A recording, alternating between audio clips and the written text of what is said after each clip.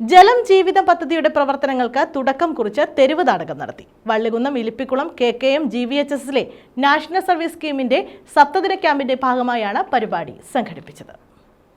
Vallikunnam Ilippikulam KKM GVHSലെ national service സ്കീമിന്റെ നേതൃത്വത്തിലാണ് ജലം ജീവിതം പദ്ധതിക്ക് തുടക്കമായത്.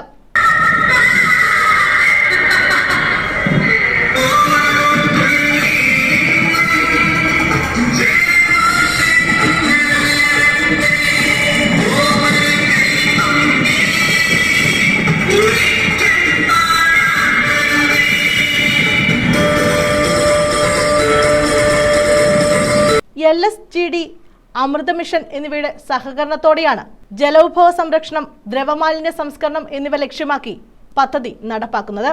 Ward councillor K. പുഷ്പദാസ് ജലപ്രതിജ്ഞ എടുത്തു. മുനിസിപ്പൽ സെക്രട്ടറി സലീൽ ആശംസകൾ അർപ്പിച്ചു.